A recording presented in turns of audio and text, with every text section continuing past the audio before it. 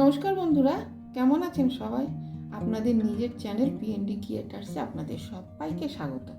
আজকে আমি চলে এসেছি আরও একটা আকর্ষণীয় রেসিপি নিয়ে, যার নাম আলু কুমড়োর ছক্কা। এই ভিডিওটি দেখার পর আপনারা খুব সহজে এটি বাড়িতে তৈরি করতে পারবেন। তাই বন্ধুরা ভিডিওটি প্রথম থেকে শেষ পর্যন্ত দেখুন, পুরোটা স্কিপ না করে। তাহলে চলুন শুরু করা যাক। এই যে আলু কুমড়োর ছক্কা বানাতে আমি এখানে আলু কুমড়ো নিয়েছি, আদা লাগবে বেশি করে, কাঁচা লঙ্কা, তেজপাতা। আমি কড়াইতে তেল দিয়ে দিয়েছি, তেলটা গরম হয়ে গেছে। এখানে বড় চামচের 2 চামচ মতো সাদা তেল আছে, এটা সাদা তেল দিয়ে করতে হবে।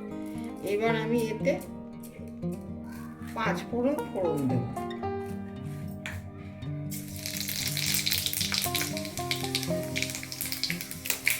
তারপরে দেব তেজপাতা,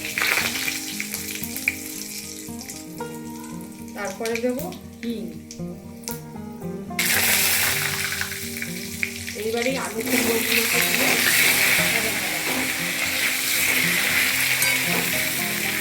অল্প একটু সাঁতলে নিয়ে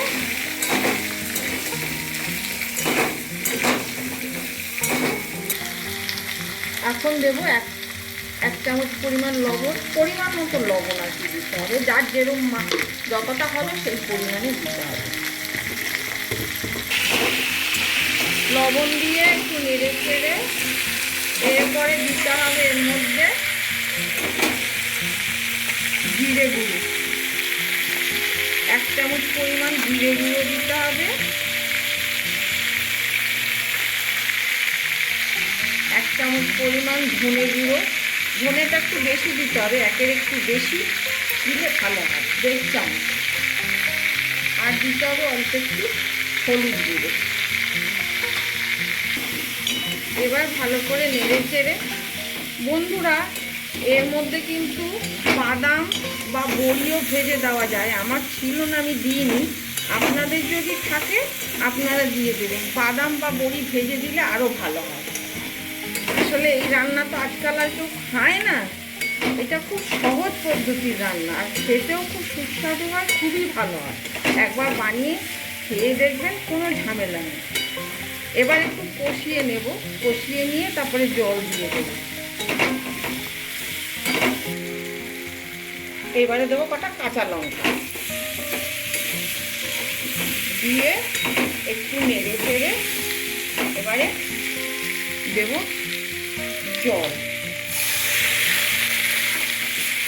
জল কিন্তু বেশি পরিমাণে না, মানে সিদ্ধ হওয়ার মতো।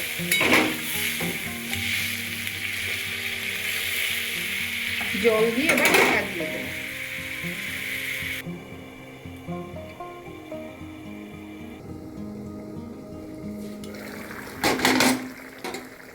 এই যে এটা এখন টকবক করে ফুটছে তো, এটার মধ্যে এখন আমি আদাটা দেবো। এই আদাটা কিন্তু বড় চামচের 2 চামচ মতো আদা একটু বেশি করে দিতে হবে। আদা দিয়ে নেড়ে চেড়ে আর একটু ঢেকে নেব, যাতে ভালো করে সিদ্ধ হয়ে যায় আলুটা।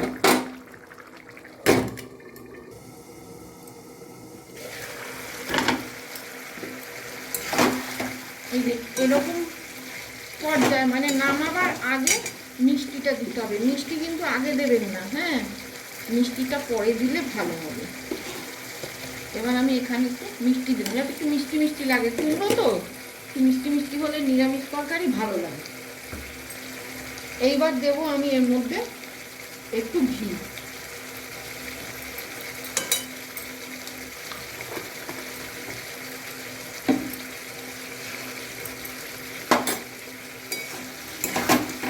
ব্যাস হয়ে গেছে আলু কুমড়োর ছক্কা। এর মধ্যে কিন্তু হিং মাস্ট, হিংটা কিন্তু দিতেই হবে। আর বাদাম আর যদি বড়ি থাকে তাহলে দেবেন, খুব ভালো লাগবে। একবার খেয়ে দেখবেন এরকম করে বানিয়ে, খেতে খুবই সুস্বাদু আর খুবই ভালো, কোনো মশলাপাতির ঝামেলা নেই, খুব ভালো লাগে। এখন আমি এটা নামাবো, আমার হয়ে গেছে। এই যে আলু কুমড়োর ছক্কা রেডি। এটা লুচি, রুটি, পরোটা, ভাত সবার সাথে খুবই ভালো লাগে। একবার বানিয়ে খেয়ে দেখুন, আমাকে কমেন্টস করে জানাবেন কেমন হলো, আর বেশি বেশি করে শেয়ার করবেন, আর আমার চ্যানেলটা সাবস্ক্রাইব করে আমাকে একটু সাপোর্ট করুন।